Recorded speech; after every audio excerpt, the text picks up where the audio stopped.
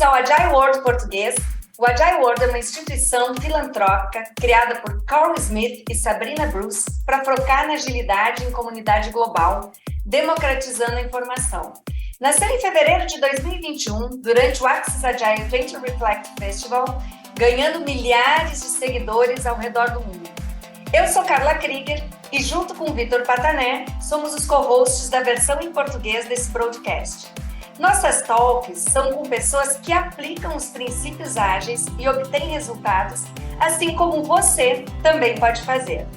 Nesse episódio, teremos uma das referências quando o tema é agilidade e Kanban, André Suman, que vai compartilhar conosco sobre a sua jornada profissional. Patané, dê bom dia, boa tarde, boa noite aí para os nossos ouvintes e traga o nosso convidado para o palco. Bom dia e boa tarde em qualquer horário que você estiver nos ouvindo, ouvinte do AWP.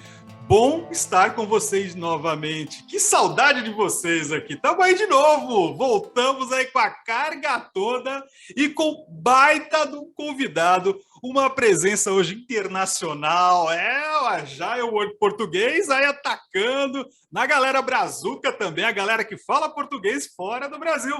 E esse cara, referência, como a Carlinha já trouxe para a gente, é uma pessoa aí, acima de qualquer suspeita, que tem um histórico em agilidade muito legal. Praticamente, acho que flutuou sobre quase todos os papéis aí da agilidade, trabalhando em vários lugares, e hoje está fora do Brasil, fazendo um trabalho incrível. Tem bastante foco aí para contar para a gente em Kanban, mas e também em outras coisas que ele vai falar a história dele aqui. Vou deixar de enrolar e vou trazer aqui para vocês o nosso querido convidado, André Suman. Seja muito bem-vindo ao AWP. Fala aí, pessoal. Bom dia, boa tarde, boa noite, então, boa madrugada aí. Obrigado, Carla, obrigado, Patané, pelo convite. É um prazer estar aqui com vocês, contribuir um pouquinho mais para a comunidade também. Fantástico, a gente que agradece, Suman, e a gente vai começar pedindo para você contar um pouquinho aí da sua história e como é que o bichinho aí da agilidade, do Kanban, entrou na sua vida. Legal, vamos lá.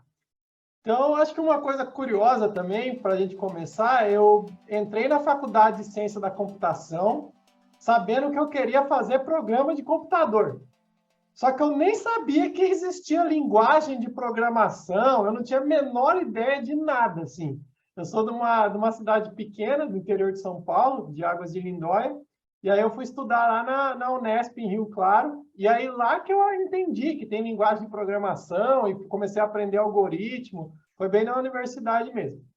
Depois eu me formei, aí comecei estágio um pouquinho antes de me formar, né? Logo me formei, e entrei trabalhar numa empresa, numa área de um sistema de core bancário, uma empresa em Campinas.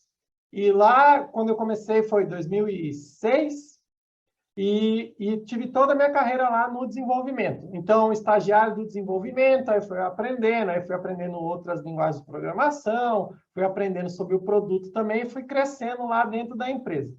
Até que quando eu era um pouco mais sênior ali, um desenvolvedor um pouco mais sênior, já estava quase indo para arquiteto, isso era em 2011, tinha um diretor lá na empresa que já tinha participado de alguns projetos internacionais, e aí começou a trazer uma coisa de que, teve um projeto internacional nosso aqui que o pessoal falou de Scrum, de agilidade, e aí ele percebeu que aquilo tinha um valor e era interessante para trazer ali para a engenharia de software, para o desenvolvimento ali da empresa em si.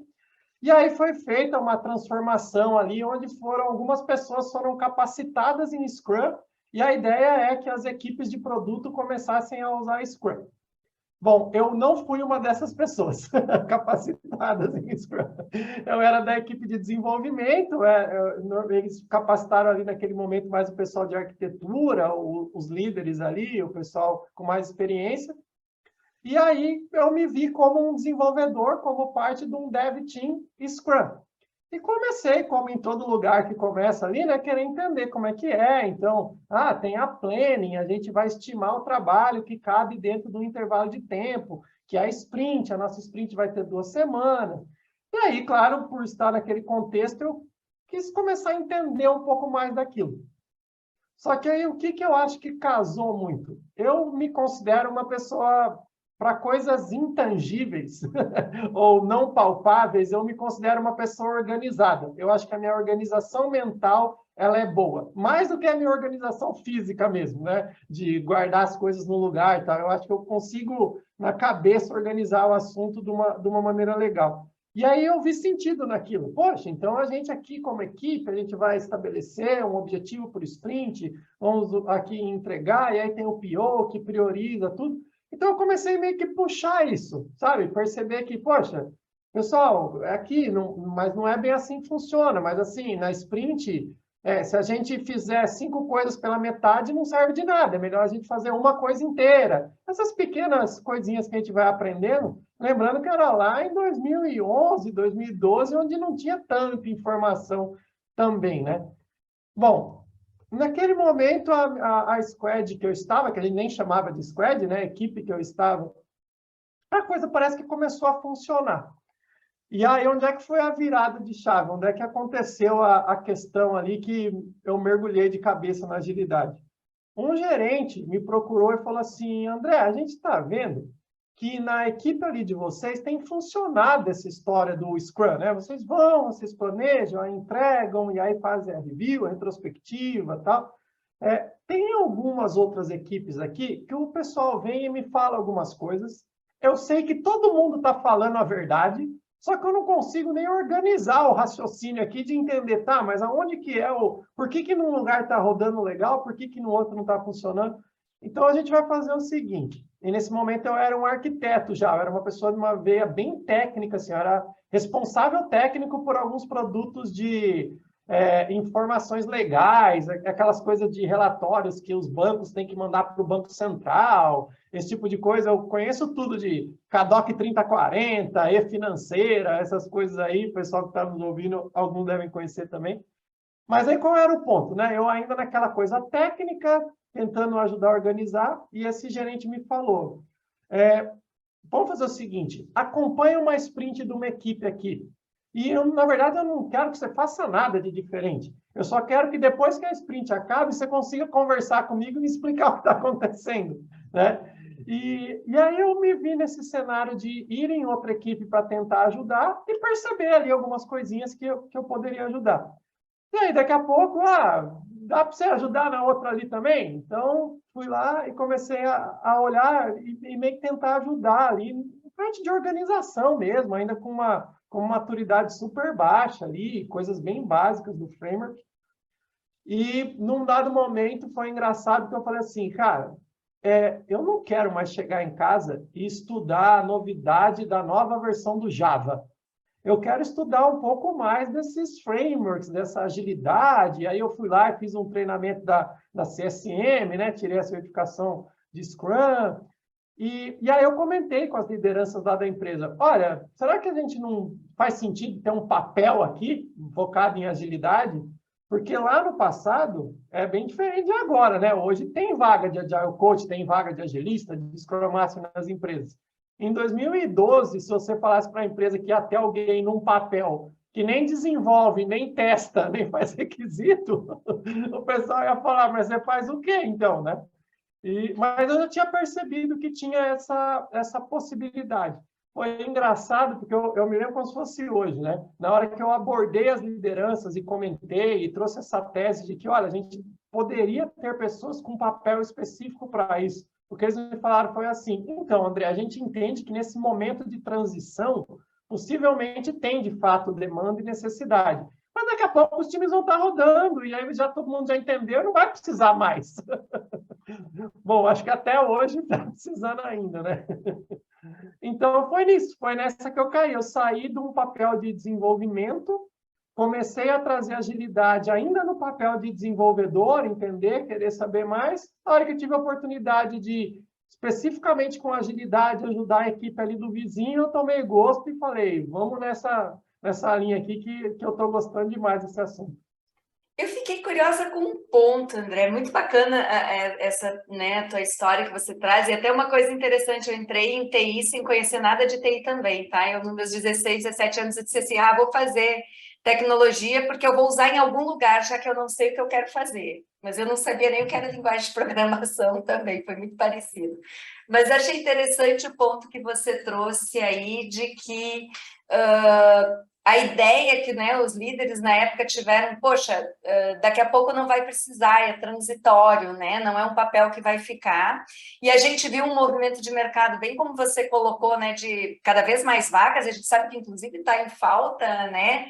Muitas vezes algumas pessoas acabam até pulando etapas e ocupando o papel, porque, enfim, né, as empresas estão precisando, mas a gente tem tido algumas discussões, alguns episódios aqui, se a tendência a médio e longo prazo não é de ser uma competência, essa agilidade da pessoa de finanças, de marketing, de qualquer área, se não vai acabar virando uma competência. Mas é algo que a gente tem conversado, assim, eu fiquei bem curiosa para saber tua opinião sobre isso, pensando, né, a gente não tem com esse mundo VUCA que a gente vive, Bunny, saber o futuro, mas o que você vê de tendência quando a gente fala de agilidade nesse sentido, Sumana?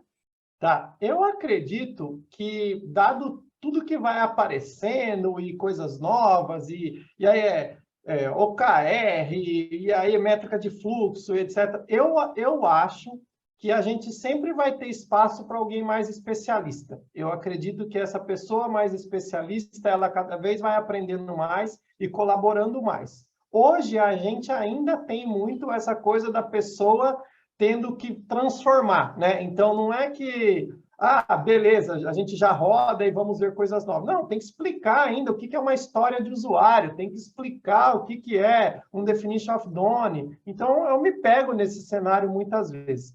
Qual é o ponto, cara, que daí eu concordo muito para mim, deixa eu tentar fazer uma metáfora aqui. Para mim, o agilista seria como se fosse assim, eu sou vegetariano. Cara, você pode ser desenvolvedor vegetariano, você pode ser PO vegetariano, você pode ser gerente vegetariano. Eu acho que a questão da agilidade em si, se você tem um PO comprado com agilidade, que entendeu o que é agilidade, cara, seu trabalho vai ser muito melhor. O desenvolvedor, a mesma coisa, etc. Então, eu acho que essa competência, quanto mais a gente tem nos perfis, ali nos múltiplos perfis envolvidos, e aí em todo, né? Desde da galera que está lá no operacional até o pessoal do tático, estratégico, eu acho que a disciplina de agilidade, com o tempo, ela vai se tornando uma coisa mais comum. Porque não vai ter outro jeito de fazer as coisas, né? Hoje ainda a gente vive uma época de transformação aí para os late adopters, né? Quem parou no tempo está tendo que correr atrás do prejuízo agora. Então, como eu vinha dizendo, acho que essa competência para todo mundo, mas não vai deixar, eu acredito, de ter sentido ainda uma pessoa mais especialista para conduzir essa mudança, para ajudar ali, para ser o óleo ali da engrenagem, né, que continua deixando tudo ali rodando. André, uma pergunta agora um pouco mais regional e é muito de uma curiosidade. Você está aí do outro lado, né? Temos aí do outro lado da agilidade, vamos dizer. Não sei se nem o outro lado da agilidade, mas com certeza um outro lado do mundo você tá. Um outro hemisfério aí. Aí para cima, meu amigo, o que você está vendo de diferença? E você transita muito, a gente percebe que tem muita coisa, né? Você está aí hoje nos Estados Unidos, né? Deve estar acompanhando vários movimentos, e você também está aqui, você está treinando gente aqui, enfim, você transita entre os mundos, né? O que você vê de diferença hoje, assim, entre movimentos de agilidade aí nos Estados Unidos e aqui no Brasil? Como é que você acha que... E não é nem sobre maturidade, né? O que tem aqui, que não tem lá? O que você vê mais, assim? Quais são as principais diferenças, cara? Legal. Acho que uma coisa importante, eu já comentei isso algumas vezes com alguns amigos, do que eu conheço, se a gente for ranquear a agilidade assim por país, cara, Brasil top 5 com toda certeza, top 3 com alguma possibilidade bem grande, tá? Do que eu vejo assim, tem um monte de coisa que o Brasil pode melhorar, mas em agilidade a gente está bem à frente de mercados como os dos Estados Unidos, tá? Uma coisa que eu acho que é até um pouco não, com certeza muito cultural, mas muito a ver também, às vezes, com a abundância de recursos financeiros que tem aqui para algumas empresas, algumas coisas. O americano, ele quer comprar coisa pronta, né? Então, o Brasil vem num movimento aí desde 2008, algumas empresas, 2007, quem começou ali, talvez alguns até antes, né? A história que eu contei quando eu caí na agilidade ali em 2011, aí 2012, 2015 veio muita gente. Tem gente vindo agora ainda? Tem, mas assim, há pelo menos 10 anos a gente comenta de agilidade no Brasil, a gente vem aprendendo muito com isso.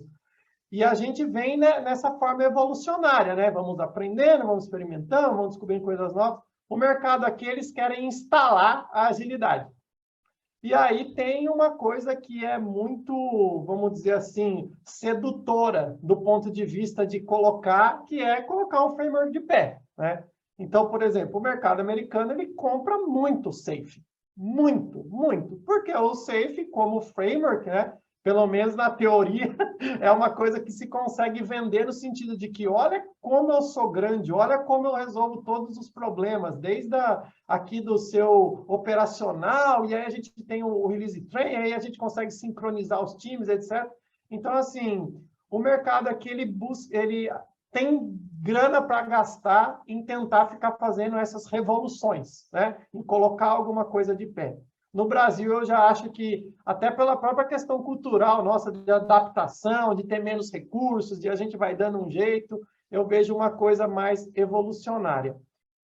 De um pouco tempo para cá, eu tenho visto algumas transformações aqui nessas tentativas de instalação que se frustraram um pouco. E aí começaram a tentar de novo, então vamos entender que aquela história, né, de não tem a bala de prata mesmo, vamos ter que ver com mais calma. Mas até para exemplificar melhor o que eu defendi do mercado brasileiro e dos agilistas brasileiros estarem ali na ponta, né?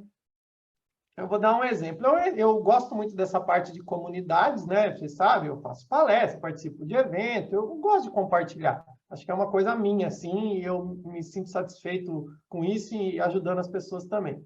E aí eu tentei aqui, principalmente porque estava na pandemia, a me inteirar, né? Vamos num link-off, vamos alguma coisa. Estava acontecendo as coisas virtuais mesmo. E eu caí num grupo de agilistas de Princeton. Cara, o Einstein deu aula na Universidade de Princeton. Então, assim, eu já fiquei, eu sou brasileiro, né? Nem inglês eu falo direito. Deixa eu ir num encontro lá, ficar quietinho no meu canto, porque os caras devem ser da NASA, né? Tá, aí beleza, fiquei no meu canto lá no primeiro encontro, né?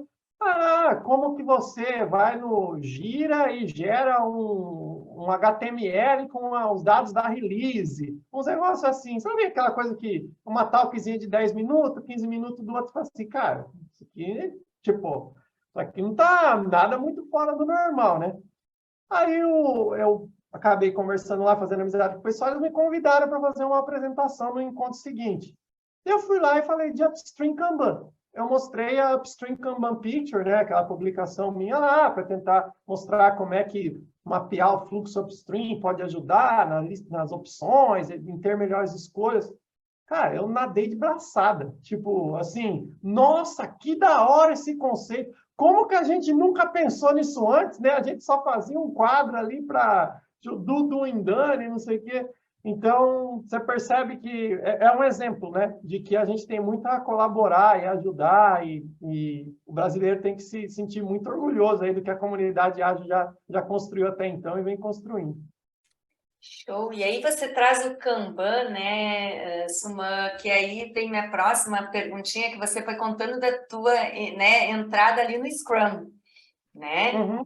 E como é que você chegou no Kanban e hoje, né, você é um trainer aí, enfim, como é que foi essa tua busca e como é que você vê, né, a questão justamente que você trouxe aí de você olhar muito mais para fluxo de trabalho, né? E, enfim, independente aí do Kanban, eu queria ouvir um pouquinho desse teu lado, dessa tua história aí também. Tá bom. Bom, como é que estava acontecendo lá naquela empresa que eu comentei que a gente estava usando o Scrum? A gente estava usando o Scrum para as áreas de produto. E essas áreas de produto, era feito um documento de visão com o cliente, tinha um PO, eram novas funcionalidades que iam entrar no produto. Então, era possível planejar uma sprint, porque tinha uma equipe isolada para evoluir o produto e tinha uma outra equipe de atendimento, Para quem já trabalhou com TI em banco, esses termos são comuns, que é o Run the Bank e o Change the Bank. Então, o Change the Bank é a equipe que faz as melhorias, que traz as novas proposições de valor para o produto. O Run the Bank é o dia a dia, é quem está atendendo chamado. O usuário não consegue liberar uma TED, cara, alguém tem que fazer alguma coisa, né? E, claro, isso não vai entrar na sprint, era separado. O ponto é, a hora que a gente começou a estruturar melhor as sprints, o pessoal do atendimento, o pessoal do Run the Bank, o pessoal falou assim, cara, será que não tem alguma coisa para a gente também? Parece que melhorou tanto com o pessoal usando o Scrum ali. E aí, claro, o Scrum é totalmente incompatível com esse modelo de atendimento, suporte e tal. E até ficou aquele mito, né, que Scrum é para a evolução do produto, Kanban é para atendimento e tal. Na verdade, até no passado eu achava que era isso. Com a informação que eu tinha no momento, eu entendi que possivelmente poderia ser isso. Então, vamos entender o que é Kanban. Aí, lógico, fui lá, fui ler o livro do David Anderson, fui fazer, na época era o KMP1, entendi lá o que era Kanban, e eu sou uma pessoa que aprendo muito com aula expositiva. Falando de mim, assim, eu não tenho orgulho disso, tá? Mas eu não gosto muito de ler. Me envergonho um pouco disso, assim, leio o que precisa ler, mas eu não gosto muito. Vídeo, às vezes, também não me prende muita atenção. Eu gosto muito de aula expositiva. Então, o fato de ter feito o treinamento me deu um conforto de, beleza, eu entendi. Isso desde o colégio, assim, na 5ª série, eu não estudava direito em casa, eu prestava atenção na aula. E eu ia muito bem na escola, prestando atenção na aula. Então, eu sou assim, né? Cada pessoa aprende de uma forma, eu aprendo com aula expositiva. E aí, o treinamento me deu esse conforto de falar assim, cara, eu entendi. Eu acho que a gente consegue fazer algumas coisas aqui. E aí, comecei com essa parte do Kanban na área ali de atendimento, fazer o fluxo de trabalho, etc. E tal. Só que aí a comunidade também vai crescendo e a gente começa a ter mais acesso à informação. Então, é evento, é palestra, essas coisas. E aí, num dado momento, demorou um pouquinho para virar essa chave na minha cabeça. Mas, num dado momento, eu entendi que Kanban não é um jeito de trabalhar, que Kanban é um jeito de evoluir. É por isso que Kanban é um método evolucionário. O Kanban você começa do que você tem, e vai fazendo gestão do fluxo, entendendo, visualizando o trabalho e vai melhorando a partir daí. Não tem o ponto que você quer chegar. Na verdade, o ponto que você quer chegar é um ponto melhor do que hoje. Mas que ponto é esse, você vai descobrindo conforme a coisa vai andando. Na hora que teve essa virada, eu falei assim, cara, isso aqui me ajuda muito. Porque isso aqui eu não preciso pedir dinheiro para comprar uma ferramenta, pedir para a empresa contratar uma determinada pessoa. Eu consigo fazer coisa aqui na minha máquina. Eu abro uma planilha aqui, eu consigo montar um CFD. Eu converso com a equipe, eu consigo fazer uma Kanban Meeting. E aí isso começou a fazer sentido para mim e me conquistar ali naquele momento. Eu rodei na minha vida, eu fiz um cálculo um tempo atrás, sim, com certeza eu rodei mais de 300 sprints na minha vida, assim, mas sem sombra de dúvida. Contando todos os anos que passei e a quantidade de times, às vezes eu estava com 2 times, às vezes 3 times ao mesmo tempo como Scrum Master. Então, pensa, mais de 300 plannings, mais de 300 retrospectivas, mais de 300 reviews, alguns milhares de dailies, né? E aí, num dado momento, eu estava meio naquele assim, puta, amanhã tem planning. Ai, meu Deus, amanhã vai ter que entrar na sala, ficar com o povo, e vamos discutindo, e vamos ver e tal. E aí, eu comecei a perceber que, da maneira que eu estava trabalhando, o time box estava mais me atrapalhando do que me ajudando. A gente já tinha conseguido conquistar um jeito de trabalhar e uma cadência de entrega que a sprint era um fator que atrapalhava. Porque a gente ficava tão focado em cumprir a meta da sprint naquela data, porque a sprint vai acabar e a gente tem que planejar de novo. Sabe quando você fica assim, cara, por que a gente simplesmente não se compromete com a quantidade de itens que a gente consegue trabalhar agora? Na hora que a gente termina, a gente pega mais, e a gente entrega, a gente pega mais, a gente entrega, e a gente começa a ter a medir o fluxo, a cadência, a gente começa a ter previsibilidade de entrega. E aí que eu meio que me apaixonei ali de... Cara, eu consigo abordar o Kanban com a squad, com o time, e esse negócio está funcionando, melhor do que se a gente ficar cravando intervalos de tempo. Isso é a minha história, né? Isso é o que funcionou para mim, isso é o que me senti confortável. E aí, com esse gosto todo, né? Daí fui fazendo os treinamentos, aí com a mudança aqui para os Estados Unidos, eu vi essa oportunidade de negócio de virar trainer, aí eu fiz o processo de trainer também, que a gente pode falar até aqui um pouco como funciona, daqui a pouco, se vocês quiserem. E é isso. Então, assim, já faz uns bons anos, já faz pelo menos uns 5 anos que eu não rodo mais sprint. Mas é porque eu estou lidando bem com isso. Acho que é um total falta de necessidade a gente ficar discutindo aqui o que é melhor, o que é pior, porque não são nem as mesmas coisas, né? Mas, para mim, é o que está funcionando, é o que eu me sinto confortável. Aliás, falando em trivia, né? Que bom que você tocou esse assunto, né? Porque eu acho que assim, a gente trabalhando com agilidade, a gente vendo agilidade o tempo todo, né? Sejamos nós no papel que a gente estiver ocupando, seja Agile Coach, seja PO, seja SM, enfim, não importa. Uma coisa que vai acontecendo é justamente isso, né? Essa repetição, esse costume. E às vezes você muda de time e ainda você, de repente, cai num time, você ainda está no fator introdutório, né? Você continua. E eu acho que sempre tem um momento em que a gente se pergunta, tá, e depois? O que vem depois disso tudo, né? O que vem de evolução, né? Qual que é o próximo passo?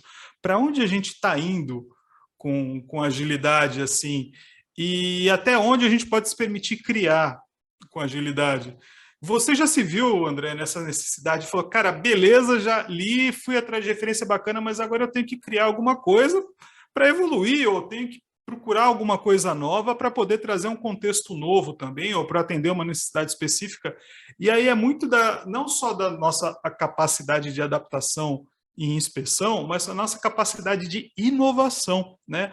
Porque eu acho que às vezes a gente tem que tomar muito cuidado com esses vícios que a agilidade também te leva, né? Porque se você cair num ciclo, independente se é um framework, se é um método, o negócio pode realmente se tornar muito maçante, né? E você fala, caraca, né, que saco, cara, eu só tô fazendo isso o tempo todo, ai meu Deus do céu.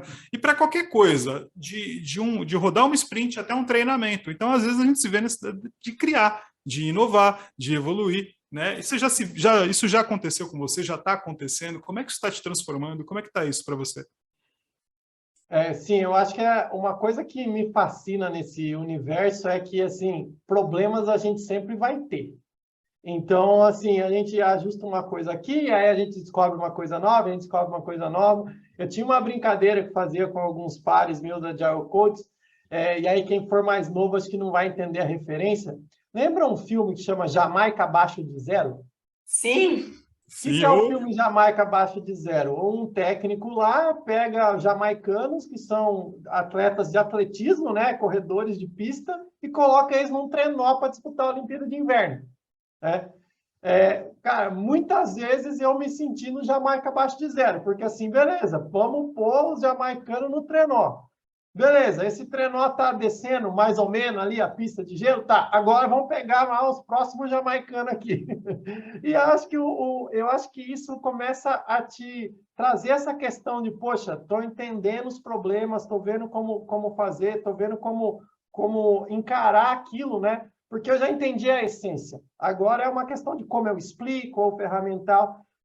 Porque, na boa, o time de basquete da NBA, os caras entram na quadra e jogam sozinho. A gente tem que ajudar o pessoal do Jamaica Abaixo de Zero. Os Globetrotters, né? Os Harlem Globetrotters, que só joga para fazer exibição, né? O pessoal já está num nível que...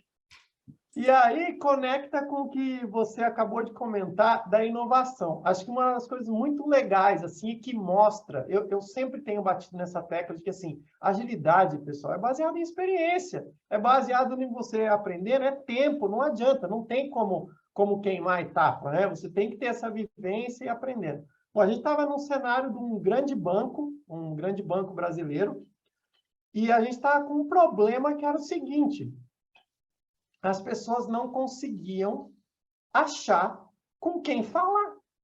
Imagina assim, cara, eu sou a pessoa que é daqui da área do banco, que está tratando o assunto de LGPD. eu preciso que todo mundo que é cliente do banco aceite os termos da LGPD aqui. Então, eu preciso que no aplicativo do banco, a hora que o usuário abra o aplicativo, tenha lá, política da LGPD. Você concorda? Sim. A pessoa da LGPD não é a pessoa do time que faz o aplicativo. Só que ela não tem a menor ideia quem que é.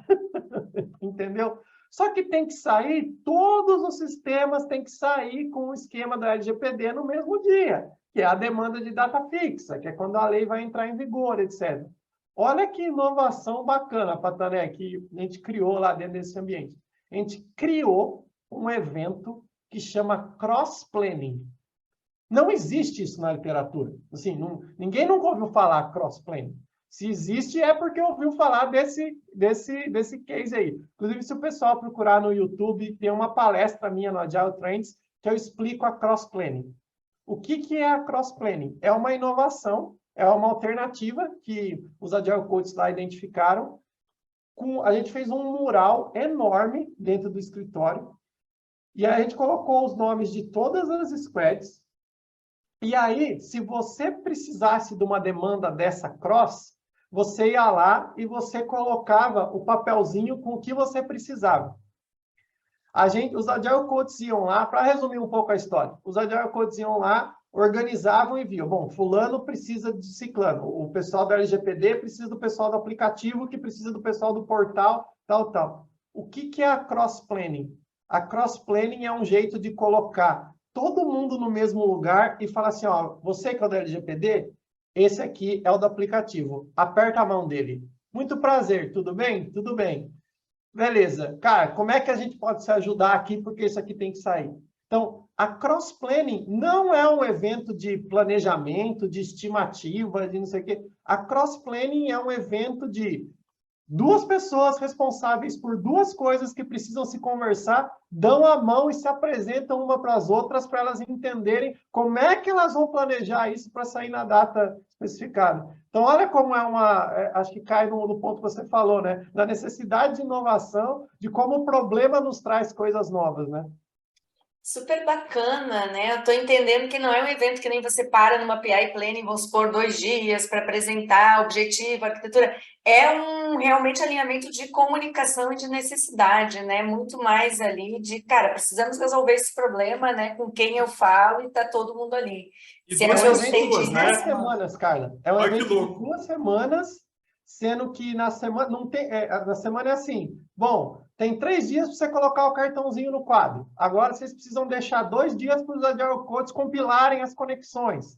Agora a gente precisa de um patrocinador. Aí um superintendente, um chefão lá do banco mandava e-mail para todo mundo. Pessoal, é muito importante a participação de todos os agilistas, os Agile Coaches. Vão mandar convites com grupos menores para que vocês criem as conexões e tal. Então, a gente foi aprendendo, né? Lógico que não saiu...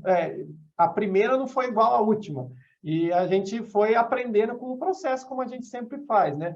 Mas é exatamente isso. Não é nenhum momento que tem uma reunião em si. É uma coisa assíncrona de 2 semanas que o ponto alto é: muito prazer, eu sou o André, sou responsável por tal, o que eu posso te ajudar?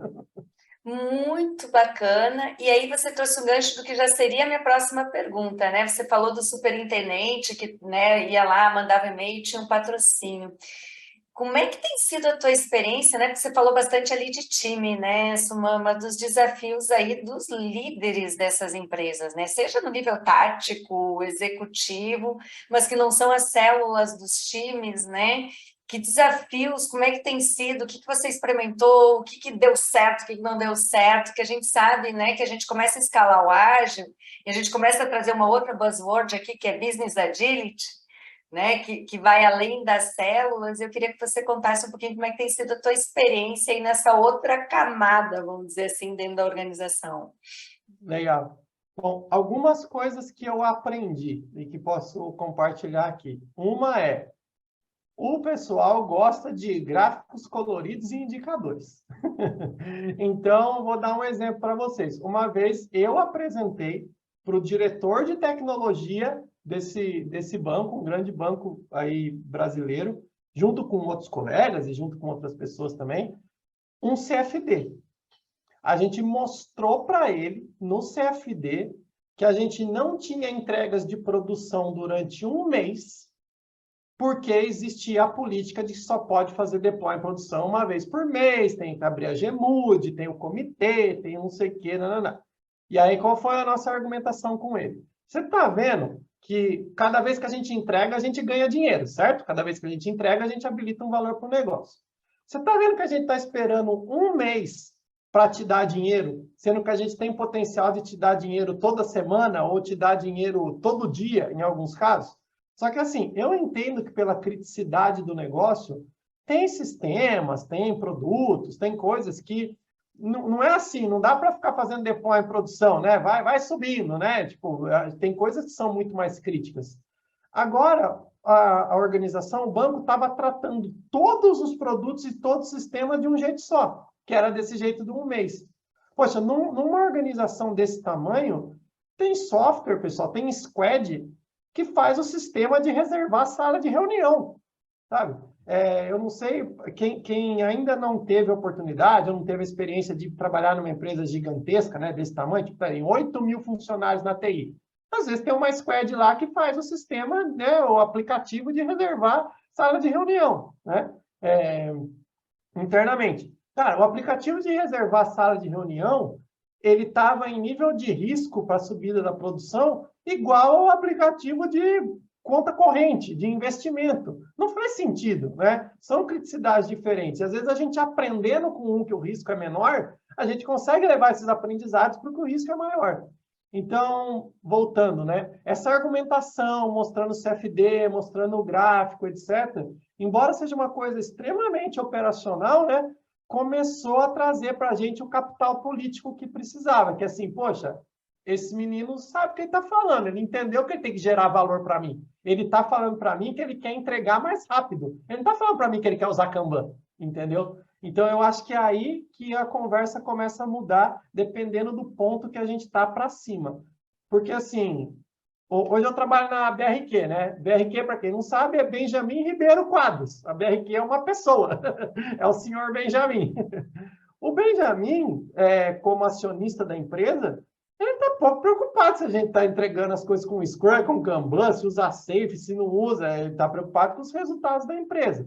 E a gente demonstrar que isso que a gente está trazendo de agilidade, que essas práticas que a gente está trazendo refletem no resultado da empresa, começa a nos trazer aquela questão do capital político. Nessa mesma organização, Carla, o que estava acontecendo? Existia um direcionamento que os times tinham que usar Scrum. Por quê? Porque não era só Scrum que se conhecia naquele momento, né? Beleza, é um ponto de partida bastante prescritivo, né? Então, vamos começar dali. Quando a gente percebeu algumas equipes que o Scrum não dava para encaixar por conta das restrições ali, da forma que a equipe funcionava, e começamos a trabalhar fora do Scrum, com o método Kanban, com o sistema puxado, alguma coisa, e a vida das pessoas melhorou, e as pessoas começaram a trabalhar melhor, e a gente começou a entregar mais. O pessoal da área de negócios virou nossos melhores amigos. Porque se alguém da área de metodologias e processos vinha e falava assim, poxa, mas o que vocês estão fazendo aí que não é Scrum? A gente falou que é para todo mundo usar Scrum, isso é parte do framework do banco. Esse pessoal de negócio, que tem bastante poder lá dentro, né? É onde está o dinheiro, é na área de negócio. Falava assim, olha, pessoal da metodologia, eu não sei muito bem o que vocês estão falando que eles têm que fazer. Mas o que eles estão fazendo está funcionando. Então, eu sugiro que a gente faça o contrário, que vocês escrevam no framework que pode fazer do jeito que eles estão fazendo, ao invés de falar que não pode porque não está dando certo antes, entendeu? Então, eu acho que a minha experiência mostra que saindo do nível de time, vai muito de você defender o valor, né? Defender a questão financeira, mostrar que dá para entregar mais rápido, mostrar que você tem risco controlado, é bem isso mesmo. E aí não importa muito o framework, método, o que está acontecendo. Eu uso Kanban porque eu me dou bem com ele e acredito nele. Ou seja, falar a língua, né, do público que você está conversando, né?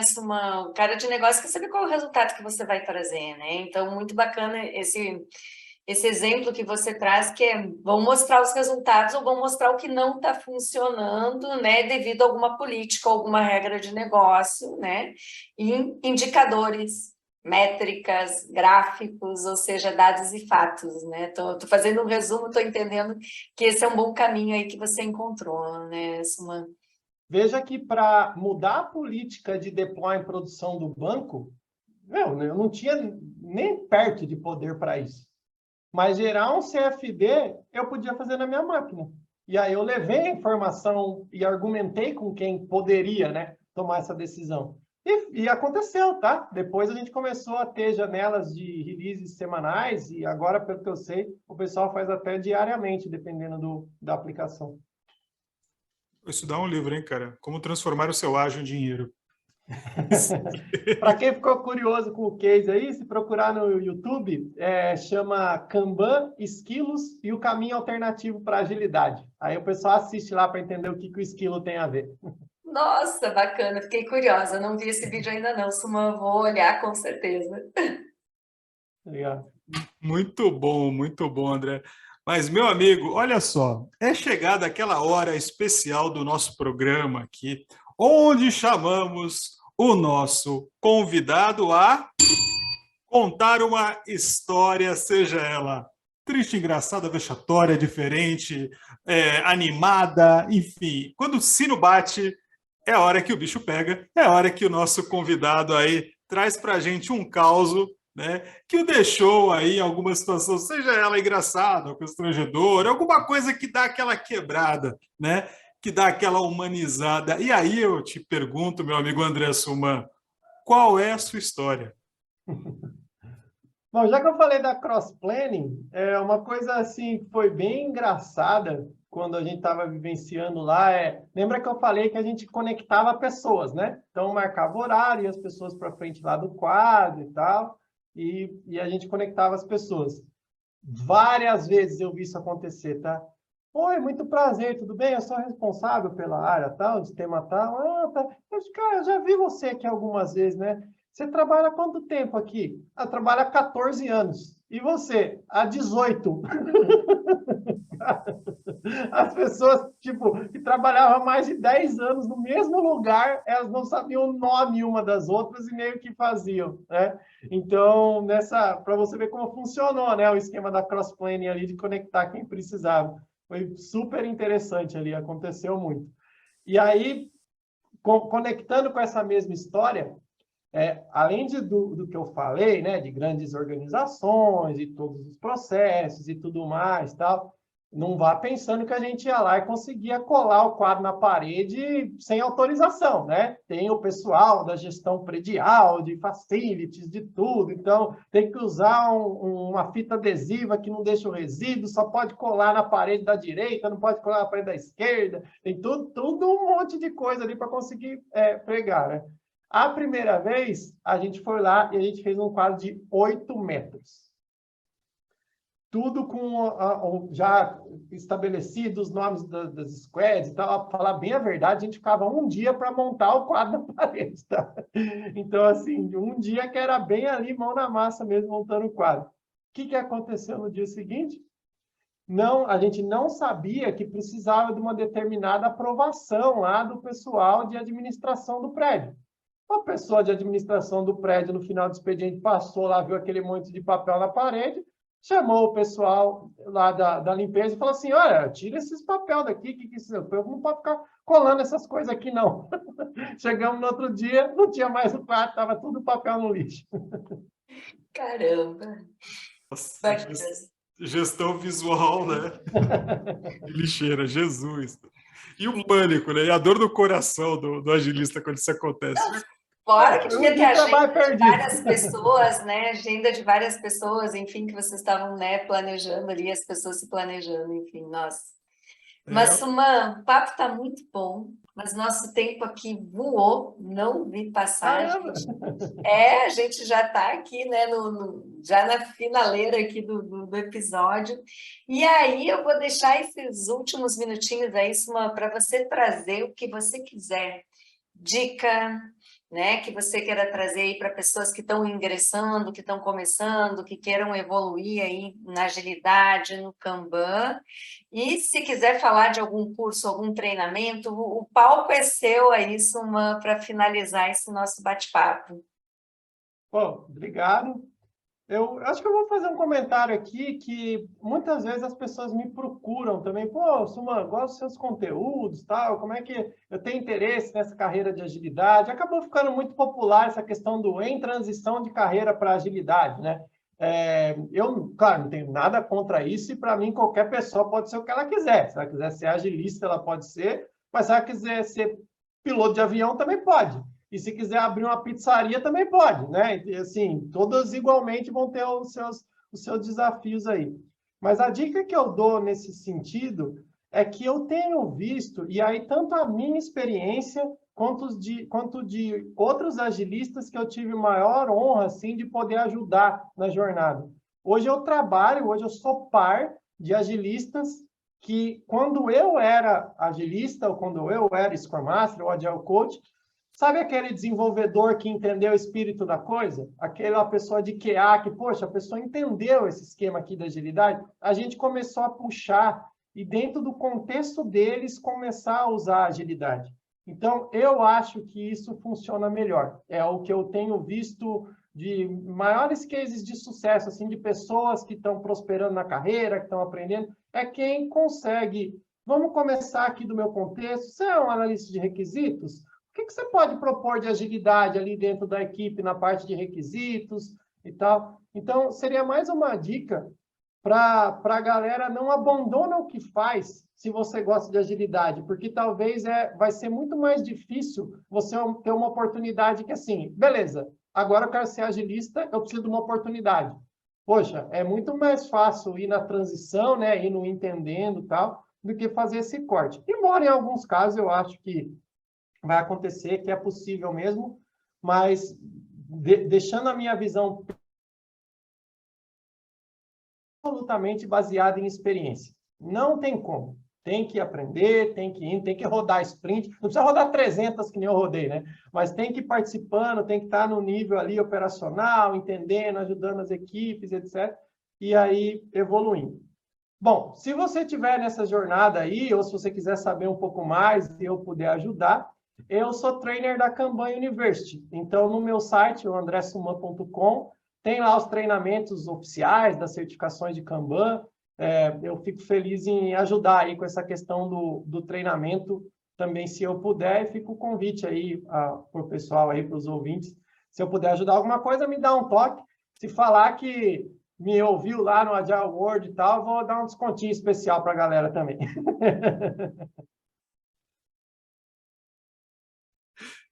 Muito bom, André, muito bom. Que bom, cara, que bom. Que felicidade aí poder receber você aqui hoje com a gente. A gente já tinha conversado em outros lugares aqui, mas, pô, ter você aqui no Agile World contando um pouco da tua história, confesso que foi bem especial. Estou muito contente aqui.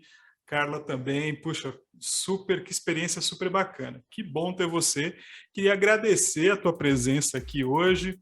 E agradecer a galera que está acompanhando esse episódio, dizer que vem muita coisa boa por aí, continue aqui com a gente no Agile World Português.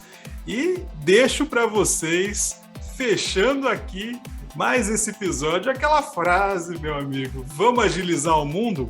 Deixo para todos aí um até logo. Valeu! Vamos embora agilizar o mundo. Suman, muito obrigada de coração aí pelo tempo conosco e até uma próxima. Um beijo, pessoal. Valeu, galera. Beijo.